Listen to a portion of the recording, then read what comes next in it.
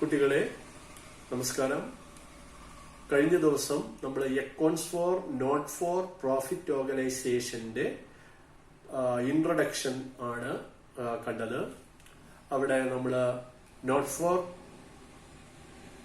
Profit organisation അല്ലെങ്കിൽ non trading concern എന്താണ്, അവയുടെ ഫീച്ചർ എന്ത്, ട്രേഡിംഗ് കൺസേണും നോൺ ട്രേഡിംഗ് കൺസേണും തമ്മിലുള്ള വ്യത്യാസങ്ങൾ എന്ത് എന്ന് നമ്മൾ ചർച്ച ചെയ്തു. അതില് നെക്സ്റ്റ് വന്ന ഒരു പോയിന്റ് ആണ് നോൺ ട്രേഡിംഗ് ഓർഗനൈസേഷന്റെ അല്ലെങ്കിൽ നോൺ പ്രോഫിറ്റ് ഓർഗനൈസേഷന്റെ ഫൈനൽ അക്കൗണ്ട്സ്. ഒരു അക്കൗണ്ടിംഗ് വർഷത്തിന്റെ അവസാനത്തിൽ ഒരു നോൺ ട്രേഡിംഗ് കൺസേൺ 3 സ്റ്റേറ്റ്മെന്റുകൾ തയ്യാറാക്കണം. ആ സ്റ്റേറ്റ്മെന്റുകൾ ഇവയാണ്: 1 receipts and payment account, 2 income and expenditure account, 3 balance sheet. എന്താണ് receipts and payment account? Cash ബുക്കിൽ രേഖപ്പെടുത്തിയ എല്ലാ വരുമാനങ്ങളുടെയും ചെലവുകളുടെയും ഒരു സമ്മറി എടുത്തുകൊണ്ട് ഒരു അക്കൗണ്ടിംഗ് വർഷത്തിന്റെ അവസാനത്തിൽ തയ്യാറാക്കിയ ഒരു പത്രികയാണ് റെസിപ്റ്റ്സ് ആൻഡ് പേയ്മെന്റ് അക്കൗണ്ട്. എന്താണ് receipts and payment account? Cash ബുക്കിൽ രേഖപ്പെടുത്തിയ എല്ലാ ചെലവുകളുടെയും വരുമാനങ്ങളുടെയും സമ്മറി എടുത്തുകൊണ്ട് അക്കൗണ്ടിംഗ് വർഷത്തിന്റെ അവസാനത്തിൽ തയ്യാറാക്കിയ സ്റ്റേറ്റ്മെന്റ് ആണ് receipts and payment account. Example, എല്ലാ മാസവും നമ്മൾ സാലറി കൊടുക്കുന്നുണ്ട്. സാലറി കൊടുക്കുന്നതൊക്കെ നമ്മൾ ക്യാഷ് അക്കൗണ്ടിൽ അവിടെ എഴുതിയിട്ടുണ്ട്. അങ്ങനെയാണെങ്കിൽ ഒരു വർഷത്തെ സാലറി എത്ര? സാലറിയുടെ ടോട്ടൽ എന്ന് പറയുന്നത് 12,000. അതായിരിക്കും റെസിപ്റ്റ്സ് ആൻഡ് പേയ്മെന്റ് അക്കൗണ്ടിൽ വരിക. ഇങ്ങനെ ഓരോ ഇനവും നമ്മൾ എടുക്കും. ക്യാഷ് ബുക്കിൽ രേഖപ്പെടുത്തിയ എല്ലാ ഇനങ്ങളുടെയും സമ്മറി ഇതുപോലെ എടുത്ത് വർഷാവസാനം തയ്യാറാക്കുന്ന സ്റ്റേറ്റ്മെന്റ് ആണ് റെസിപ്റ്റ്സ് ആൻഡ് പേയ്മെന്റ് അക്കൗണ്ട്. ഇത് ക്യാഷ് ബുക്കിന് സമാനമാണ്. കഴിഞ്ഞ വർഷം നമ്മൾ പഠിച്ച സിംഗിൾ കോളം ക്യാഷ് ബുക്കിന് സമാനമാണ് റെസിപ്റ്റ്സ് ആൻഡ് പേയ്മെന്റ് അക്കൗണ്ട്. അതിന്റെ പേരങ്ങോട്ട് മാറുന്നേ ഉള്ളൂ. ഇത് ക്യാഷ് ബുക്കിനെ പോലെയാണ് തയ്യാറാക്കുന്നത്. എങ്ങനെയാണോ ഒരു ക്യാഷ് ബുക്ക് ഉണ്ടാക്കുക, ഒരു സിംഗിൾ കോളം ക്യാഷ് ബുക്ക് എങ്ങനെയാണോ ഉണ്ടാക്കുക, അതേ രൂപത്തിലാണ് റെസിപ്റ്റ്സ് ആൻഡ് പേയ്മെന്റ് അക്കൗണ്ട് തയ്യാറാക്കുക. ഓക്കെ, അതുപോലെ തന്നെ എല്ലാ വരുമാനങ്ങളും ഒരു നോൺ ട്രേഡിംഗ് കൺസേണിൽ നടക്കുന്ന, ഒരു നോൺ പ്രോഫിറ്റ് ഓർഗനൈസേഷനിൽ നടക്കുന്ന എല്ലാ വരുമാനങ്ങളും, അവയിൽ നിന്ന് ലഭിക്കുന്ന എല്ലാ വരുമാനങ്ങളും ഡെബിറ്റ് സൈഡിൽ, അതായത് റെസിപ്റ്റ് സൈഡിൽ രേഖപ്പെടുത്തുന്നു. എല്ലാ ചെലവുകളും ക്രെഡിറ്റ് സൈഡിൽ രേഖപ്പെടുത്തുന്നു, പേയ്മെന്റ് സൈഡിൽ രേഖപ്പെടുത്തുന്നു. അതായത് എല്ലാ വരുമാനങ്ങളും ഡെബിറ്റ് സൈഡിൽ രേഖപ്പെടുത്തുന്നു, എല്ലാ ചെലവുകളും ക്രെഡിറ്റ് ചെയ്യുന്നു. ഇനി അക്കൗണ്ടിംഗ് ഇയറിന്റെ അവസാനത്തിൽ ഈ അക്കൗണ്ട് ബാലൻസ് ചെയ്യുന്നു. ഫൈനൽ ബാലൻസ് ഈ പറയുന്ന 3 ഏതെങ്കിലും ഒന്നായിരിക്കും. ഒന്നുകിൽ ക്യാഷ് ഇൻ ഹാൻഡ്, അല്ലെങ്കിൽ ക്യാഷ് അറ്റ് ബാങ്ക്, അല്ലെങ്കിൽ ബാങ്ക് ഓവർ ഡ്രാഫ്റ്റ്. ചിലപ്പോ ക്യാഷ് ഇൻ ഹാൻഡും ക്യാഷ് അറ്റ് ബാങ്കും ഒരുമിച്ച് വരാം. അതായത് ഡെബിറ്റ് ബാലൻസ് ആണെങ്കിൽ അത് ഒന്നുകിൽ ക്യാഷ് ഇൻ ഹാൻഡ് ആയിരിക്കും, അല്ലെങ്കിൽ അത് ക്യാഷ് അറ്റ് ബാങ്ക് ആയിരിക്കും. അതേസമയം ക്രെഡിറ്റ് ബാലൻസ് ആണ്, പേയ്മെന്റ് സൈഡാണ് കൂടുന്നതെങ്കിൽ അത് ബാങ്ക് ഓവർ ഡ്രാഫ്റ്റിനെ സൂചിപ്പിക്കുന്നതാണ്.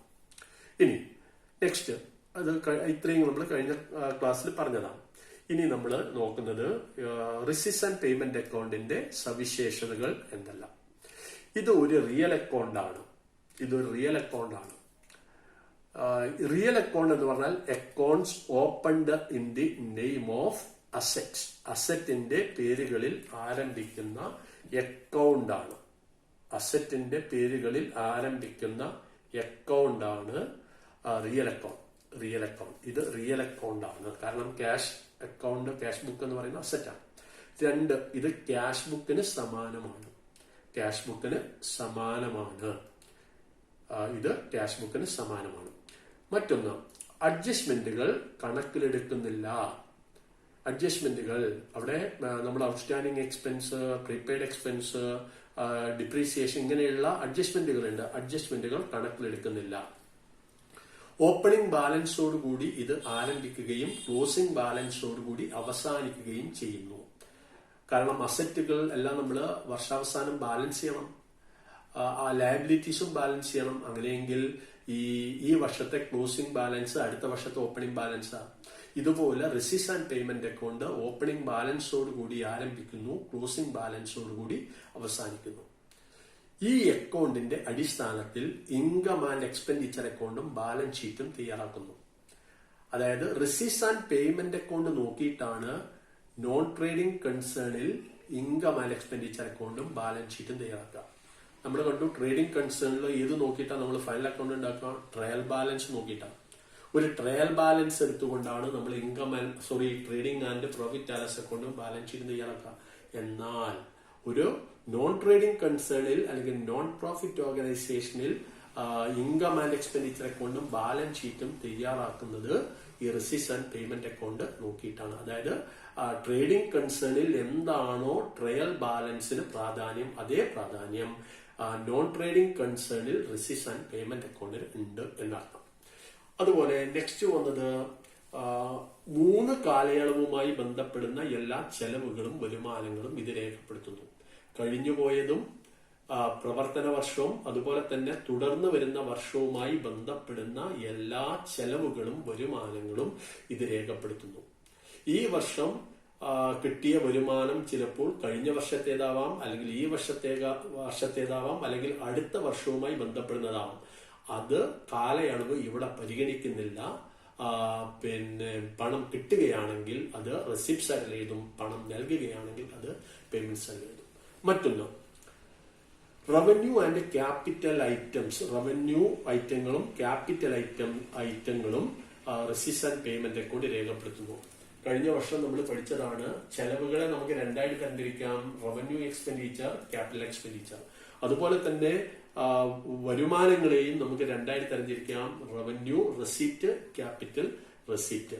ഇവിടെ റവന്യൂ ആണോ ക്യാപിറ്റൽ ആണോ എന്ന അതിന്റെ സ്വഭാവം നോക്കാതെ, അതായത് ക്യാപിറ്റൽ ആവാം, റവന്യൂ ആവാം, റവന്യൂ ക്യാപിറ്റൽ എന്ന സ്വഭാവം നോക്കാതെ എല്ലാ ചെലവുകളും വരുമാനങ്ങളും ഈ റിസീറ്റ്സ് ആൻഡ് പേയ്മെന്റ് അക്കൗണ്ടിൽ രേഖപ്പെടുത്തുന്നു. അതായത് ഏത് റിസീറ്റ് ആണെങ്കിലും, അത് റവന്യൂ ആണെങ്കിലും ക്യാപിറ്റൽ ആണെങ്കിലും, അതുപോലെ ഏത് ചെലവാണെങ്കിലും റവന്യൂ ആണെങ്കിലും ക്യാപിറ്റൽ ആണെങ്കിലും ഇത് ഈ റിസീറ്റ്സ് ആൻഡ് പേയ്മെന്റ് അക്കൗണ്ടിൽ രേഖപ്പെടുത്തുന്നു. സ്വഭാവം പരിഗണിക്കാതെ എല്ലാ വരുമാനങ്ങളും ചെലവുകളും റിസീറ്റ്സ് ആൻഡ് പേയ്മെന്റ് അക്കൗണ്ടിൽ രേഖപ്പെടുത്തുന്നു. അപ്പൊ നമ്മള് ഈ റവന്യൂവും അതുപോലെ തന്നെ ഈ ക്യാപിറ്റലും ഇതുമായി ബന്ധപ്പെട്ട കുറച്ച് ഇനങ്ങൾ നമ്മൾ കൃത്യമായിട്ട് അറിയണം. കാരണം ഇത് നോക്കിയിട്ടാണ് നമ്മൾ ഇൻകം ആൻഡ് എക്സ്പെൻഡിച്ചർ അക്കൗണ്ടിലേക്കും അതുപോലെ തന്നെ ബാലൻസ് ഷീറ്റിലേക്കും ഈ ഇനങ്ങള് റെസിപ്റ്റ്സ് ആൻഡ് പേയ്മെന്റ് അക്കൗണ്ടിൽ നിന്നും എടുക്കുക. അപ്പൊ റെസിപ്റ്റ്സ് ആൻഡ് പേയ്മെന്റ് അക്കൗണ്ടിലുള്ള റവന്യൂ ഐറ്റങ്ങൾ പോകുന്നത് ഇൻകം ആൻഡ് എക്സ്പെൻഡിച്ചർ അക്കൗണ്ടിലേക്കാണ്. എന്നാൽ ക്യാപിറ്റൽ ഐറ്റങ്ങൾ പോകുന്നത് ബാലൻസ് ഷീറ്റിലേക്കാണ്. ഓക്കെ. അപ്പോ ചെലവുകളെ എങ്ങനെയായിട്ട് നമുക്ക് തരംതിരിക്കാം? കഴിഞ്ഞ വർഷം പഠിച്ചതാണ്, ഒന്നുകൂടി ഒന്ന് ശ്രദ്ധിക്കുക. ചെലവുകളെ നമുക്ക് 2 ആയിട്ട് തരംതിരിക്കാം. Revenue expenditure. ഒന്ന്, എന്താണ് റവന്യൂ എക്സ്പെൻഡിച്ചർ? റവന്യൂ എക്സ്പെൻഡിച്ചർ എന്ന് പറഞ്ഞാൽ ഒരു സ്ഥാപനത്തിന്റെ ദൈനംദിന പ്രവർത്തനങ്ങൾക്ക് വേണ്ടി ചെലവഴിച്ച തുകയാണ് റവന്യൂ എക്സ്പെൻഡിച്ചർ. ദൈനംദിന പ്രവർത്തനങ്ങൾക്ക് വേണ്ടി ചെലവഴിച്ച തുകയ്ക്ക് പറയുന്ന പേരാണ്. അപ്പോ വാടക കൊടുത്തു, ഓക്കെ, അതുപോലെ തന്നെ ശമ്പളം കൊടുത്തു, കൂലി കൊടുത്തു, ഇതൊക്കെ നമുക്ക് ദൈനംദിനം നടക്കുന്ന ചെലവുകളാണ്, ദൈനംദിന പ്രവർത്തനങ്ങൾക്ക് വേണ്ടി ചെലവഴിക്കുന്നതാണ്. അത് നമ്മള് ഈ ഇൻകം ആൻഡ് എക്സ്പെൻഡിച്ചർ അക്കൗണ്ടിലേക്കാണ് എഴുതുക. അതായത് revenue expenditure income and expenditure അക്കൗണ്ടിൽ കാണുന്നു. അതായത് പ്രോഫിറ്റ് ആൻഡ് ലോസ് അക്കൗണ്ട് പോലെ തന്നെയാണ് income and expenditure account. Profit and loss അക്കൗണ്ടിന്റെ പേരാണ് മാറ്റാം. അവിടെ income and expenditure account for the year ending. Okay. അവിടെ ഡെബിറ്റ് സൈഡിൽ ഏതായത് നമ്മൾ ചെലവുകൾ, ഇവിടെ നമ്മൾ എന്ത് എഴുതുക? ചെലവുകൾ, എക്സ്പെൻഡിച്ചർ. ഓക്കെ. ക്രെഡിറ്റ് സൈഡിൽ എന്താണ്? ഇൻകം. എന്നാൽ ഇൻകം ആൻഡ് എക്സ്പെൻഡിച്ചർ അക്കൗണ്ടിന്റെ ക്രെഡിറ്റ് സൈഡിൽ റവന്യൂ റെസിപ്റ്റ് അല്ലെ റവന്യൂ ഇൻകങ്ങൾ നമ്മൾ ക്രെഡിറ്റ് സൈഡിൽ എഴുതും. ഇതാണ് ചെയ്യാൻ. ഓക്കെ. അപ്പോ ഇൻകം ആൻഡ് എക്സ്പെൻഡിച്ചർ അക്കൗണ്ടിലാണ് റവന്യൂ എക്സ്പെൻഡിച്ചർ പ്രത്യക്ഷപ്പെടുന്നത്. Capital expenditure. എന്താണ് ക്യാപിറ്റൽ എക്സ്പെൻഡിച്ചർ? ദൈർഘ്യമേറിയ കാലയളവിലേക്ക് ഉപയോഗിക്കുന്ന സ്ഥിര ആസ്തികൾ വാങ്ങാൻ വേണ്ടി ചെലവഴിച്ച തുകയ്ക്ക് പറയുന്ന പേരാണ് ക്യാപിറ്റൽ എക്സ്പെൻഡിച്ചർ. മിഷനറി വാങ്ങി, ഫർണിച്ചർ വാങ്ങി, ഇങ്ങനെയുള്ള ഇനങ്ങൾ, അത് ക്യാപിറ്റൽ എക്സ്പെൻഡിച്ചർ ആണ്. സ്ഥാപനത്തിന്റെ ദൈനംദിന പ്രവർത്തനങ്ങൾക്ക് വേണ്ടി ഉപയോഗിക്കുന്ന വസ്തുക്കളാണ്. ഓക്കെ. അങ്ങനെ ദൈർഘ്യമേറിയ കാലയളവിലേക്ക് സ്ഥാപനം ഉപയോഗിക്കാൻ വേണ്ടി വാങ്ങിയ ആസ്തികളാണ് ക്യാപിറ്റൽ എക്സ്പെൻഡിച്ചർ. ഇത് ബാലൻസ് ഷീറ്റിലാണ് ഇവ പ്രത്യക്ഷപ്പെടുക. ഇത് ബാലൻസ് ഷീറ്റിന്റെ അസറ്റ് സൈഡിലാണ് നമ്മൾ രേഖപ്പെടുത്തുക. ഇനി നെക്സ്റ്റ് വന്നത് റെസിപ്റ്റ്, വരുമാനങ്ങൾ. റവന്യൂ റെസിപ്റ്റ് എന്താ? ദൈനംദിന പ്രവർത്തനങ്ങൾക്ക് വേണ്ടി ചെലവഴിച്ച തുകയാണെങ്കിൽ ഒരു സ്ഥാപനത്തിന്റെ ദൈനംദിന പ്രവർത്തനങ്ങളിൽ നിന്നും ലഭിക്കുന്ന തുകയാണ്. ഇപ്പൊ ഒരു കച്ചവട സ്ഥാപനമാണെങ്കിൽ സാധനം വിൽക്കുക, ഇതാണ് ദൈനംദിന പ്രവർത്തനം. വിൽക്കുക. ഓക്കെ, അങ്ങനെയാണെങ്കിൽ നമ്മൾ എന്താ ചെയ്യുക? ഈ വിൽപ്പന, സെയിൽസ് എന്നതിനെ നമ്മൾ റവന്യൂ റെസിപ്റ്റ് ആയിട്ടാണ് കണക്കാക്കുക. അതുകൊണ്ടാണ് അത് ട്രേഡിംഗ് അക്കൗണ്ടിൽ വരിക. ഇതുപോലെ തന്നെ നോൺ ട്രേഡിംഗ് കൺസേണിന്റെ ദൈനംദിന പ്രവർത്തനങ്ങളിൽ നിന്നും ലഭിക്കുന്ന തുകകള് നമ്മൾ റവന്യൂ റെസിപ്റ്റ് ആയിട്ട് പരിഗണിക്കും. അവ ഇൻകം ആൻഡ് എക്സ്പെൻഡിച്ചർ അക്കൗണ്ടിലാണ് പ്രത്യക്ഷപ്പെടുന്നത്. അതായത് ഇൻകം ആൻഡ് എക്സ്പെൻഡിച്ചർ അക്കൗണ്ടിന്റെ ക്രെഡിറ്റ് സൈഡിലാണ് ഇവ രേഖപ്പെടുത്തുക. മറ്റൊന്ന് ക്യാപിറ്റൽ റെസിപ്റ്റ്. എന്താ ക്യാപിറ്റൽ റെസിപ്റ്റ്? 3 വിധത്തിൽ ലഭിക്കുന്ന തുകയ്ക്കാണ് നമ്മൾ ക്യാപിറ്റൽ റെസിപ്റ്റ്. ഒന്ന് ക്യാപിറ്റലിന്റെ രൂപത്തിൽ, മറ്റൊന്ന് വായ്പയുടെ രൂപത്തിൽ, അതുപോലെ തന്നെ സ്ഥിര ആസ്തികളുടെ വിൽപ്പനയുടെ രൂപത്തിൽ ലഭിക്കുന്ന തുകയ്ക്കാണ് നമ്മൾ ക്യാപിറ്റൽ റെസിപ്റ്റ് എന്ന് പറയാറ്. അല്ലെ? ഇതുപോലെ തന്നെയാണ് നോൺ ട്രേഡിംഗ് കൺസേണിലും ക്യാപിറ്റൽ ഫണ്ടിന്റെ രൂപത്തിലോ വായ്പയുടെ രൂപത്തിലോ ആസ്തികളുടെ വിൽപ്പനയുടെ രൂപത്തിലോ ലഭിക്കുന്ന തുകയ്ക്കാണ് നമ്മൾ ക്യാപിറ്റൽ റെസിപ്റ്റ് എന്ന് പറയുന്നത്. ഇത് ബാലൻസ് ഷീറ്റിലാണ് പ്രത്യക്ഷപ്പെടുന്നത്. ഇത് ബാലൻസ് ഷീറ്റിന്റെ ലയബിലിറ്റി സൈഡിലാണ് രേഖപ്പെടുന്നത്. ഇനി റെസീപ്റ്റ്സ് ആൻഡ് പേയ്മെന്റ് അക്കൗണ്ട് തയ്യാറാക്കുന്നതിനുള്ള സ്റ്റെപ്പുകൾ എന്തെല്ലാം? നമ്മൾ കണ്ടു, റെസീപ്റ്റ്സ് ആൻഡ് പേയ്മെന്റ് അക്കൗണ്ട് എന്ന് പറഞ്ഞാൽ അത് ഒരു ക്യാഷ് ബുക്കിനെ പോലെയാണ്. ഇതിന് 2 സൈഡുകളുണ്ട്, debit side, credit side. Cash ബുക്കിന് പറയുന്ന പോലെ തന്നെയാണ് ഇവിടെയും റെസീപ്റ്റ്സ് ആൻഡ് പേയ്മെന്റ് അക്കൗണ്ടിന് പറയാ. ഡെബിറ്റ് സൈഡിനെ നമ്മൾ പറയുന്ന പേര് റെസിപ്റ്റ് സൈഡ് എന്നും ക്രെഡിറ്റ് സൈഡ് നമ്മൾ പറയുന്ന പേര് പേയ്മെന്റ് സൈഡ്. അക്കൗണ്ടുകൾക്കെല്ലാം തലക്കെട്ടുകളുണ്ട്. ഇതുപോലെ തന്നെ റെസീപ്റ്റ്സ് ആൻഡ് പേയ്മെന്റ് അക്കൗണ്ടിനും ഒരു തലക്കെട്ട് നമ്മൾ നൽകണം. Receipts and payment account for the year ending എന്ന ഒരു തലക്കെട്ട് ഇവയ്ക്ക് കൊടുക്കണം. പിന്നെ എൻഡിങ് കഴിഞ്ഞതിന് ശേഷം നമ്മൾ ക്ലോസിംഗ് ഡേറ്റ് ആണ് എഴുതുക. അപ്പോൾ ജനുവരി മുതൽ ഡിസംബർ 31 വരെയുള്ള ഒരു അക്കൗണ്ടിങ് ഇയർ ഫോളോ ചെയ്യുന്ന ഒരു നോൺ ട്രേഡിംഗ് കൺസേൺ ആണെങ്കിൽ അവരെഴുതുക 2019 റെസീപ്റ്റ്സ് ആൻഡ് പേയ്മെന്റ് അക്കൗണ്ട് എഴുതുക. Receipts and payment account for the year ending 31 December 2019 എന്നായിരിക്കും. ഇനി ഇതിന് വരുന്ന സ്റ്റെപ്പ് എന്തെല്ലാം? ഒന്നാമത്തെ സ്റ്റെപ്പ്, ഇത് അസറ്റ് അക്കൗണ്ട് ആണ്. അങ്ങനെയെങ്കിൽ ഓപ്പണിംഗ് ബാലൻസ് ഉണ്ടാവും, ക്ലോസിംഗ് ബാലൻസ് ഉണ്ടാവും. ഓക്കെ, അപ്പൊ ഓപ്പണിംഗ് ബാലൻസ് രേഖപ്പെടുത്തണം. ഒന്നാമത്തെ സ്റ്റെപ്പ് എന്ന് വായിച്ച് put the opening balance of cash in hand or cash at bank at the beginning in the receipt side. Receipt സൈഡിൽ തുടക്കത്തിലുള്ള ക്യാഷ് ബുക്കിന്റെ അല്ലെങ്കിൽ ക്യാഷിന്റെ അല്ലെങ്കിൽ ബാങ്കിന്റെ ബാലൻസ്, ഓപ്പണിംഗ് ബാലൻസ് വെക്കുക. അതായത് റെസിപ്റ്റ്സ് ആൻഡ് പേയ്മെന്റ് അക്കൗണ്ടിന്റെ ഡെബിറ്റ് സൈഡിൽ ഓപ്പണിംഗ് ബാലൻസ് രേഖപ്പെടുത്തുക. Cash in hand, cash at bank എന്നീ ഓപ്പണിംഗ് ബാലൻസുകൾ ഡെബിറ്റ് സൈഡിൽ രേഖപ്പെടുത്തുക. ഓക്കെ, റെസിപ്റ്റ്സ് ആൻഡ് പേയ്മെന്റ് അക്കൗണ്ടിന്റെ ഡെബിറ്റ് സൈഡിൽ ഓപ്പണിംഗ് ബാലൻസ് ആയ cash in hand, cash at bank രേഖപ്പെടുത്തുക. ബാലൻസ് ഡ്രോഡൗൺ രണ്ടുണ്ടെങ്കിൽ ക്യാഷ് ബാലൻസ് ഡ്രോഡൗൺ എഴുതുക, തൊട്ട് താഴെ ക്യാഷ് എമൗണ്ട് എഴുതുക, ക്യാഷ് അറ്റ് ബാങ്ക് അത് എഴുതുക, അതിനുശേഷം എമൗണ്ട് എഴുതുക. ഇങ്ങനെയാണ് ചെയ്യേണ്ടത്. അതേസമയം ഇത് ഓവർ ഡ്രാഫ്റ്റ് ബാലൻസ് ആണെന്ന് കണക്കാക്കുക. അതായത് ക്രെഡിറ്റ് ബാലൻസ് ആണ്. ഓപ്പണിംഗ് ബാലൻസ് ക്രെഡിറ്റ് ആണെങ്കിൽ എന്താ ചെയ്യുക? ക്രെഡിറ്റ് സൈഡിലാണ് എഴുതേണ്ടത്. ഡെബിറ്റ് ബാലൻസ് ഉള്ള ഒരു അക്കൗണ്ടിന്റെ ഓപ്പണിംഗ് ബാലൻസ് എപ്പോഴും ഡെബിറ്റ് സൈഡിലായിരിക്കും. എന്നാൽ ക്രെഡിറ്റ് ബാലൻസ് ഉള്ള ഒരു അക്കൗണ്ടിന്റെ ഓപ്പണിംഗ് ബാലൻസ് എപ്പോഴും ക്രെഡിറ്റ് സൈഡിലായിരിക്കും. ഓക്കെ, അപ്പോൾ ക്രെഡിറ്റ് ബാങ്ക് ഓവർ ഡ്രാഫ്റ്റ് ആണെങ്കിൽ റെസിപ്റ്റ്സ് ആൻഡ് പേയ്മെന്റ് അക്കൗണ്ടിന്റെ പേയ്മെന്റ് സൈഡിൽ അത് വെക്കുക. ഒന്നാമത്തെ പോയിന്റ്, റെസിപ്റ്റ്സ് ആൻഡ് പേയ്മെന്റ് അക്കൗണ്ടിന്റെ ഡെബിറ്റ് സൈഡിൽ ക്യാഷ് ഇൻ ഹാൻഡും ക്യാഷ് അറ്റ് ബാങ്കും ഓപ്പണിംഗ് ബാലൻസ് ആയി എഴുതുക. ബാങ്ക് ഓവർ ഡ്രാഫ്റ്റ് ക്രെഡിറ്റ് സൈഡിൽ എഴുതുക. അടുത്തത് രണ്ടാമത്തത്, enter the total amount of all receipts in the receipt side irrespective of their nature and period. സ്വഭാവവും കാലയളവും പരിഗണിക്കാതെ എല്ലാ വരുമാനങ്ങളും റെസിപ്റ്റ്സ് ആൻഡ് പേയ്മെന്റ് അക്കൗണ്ടിന്റെ ഡെബിറ്റ് സൈഡിൽ അല്ലെങ്കിൽ റെസിപ്റ്റ് സൈഡിൽ രേഖപ്പെടുത്തുക. ഇതാണ് രണ്ടാമത്തെ പോയിന്റ്. എല്ലാ റെസിപ്റ്റുകളും ഏതൊക്കെ പരിഗണിക്കേണ്ട?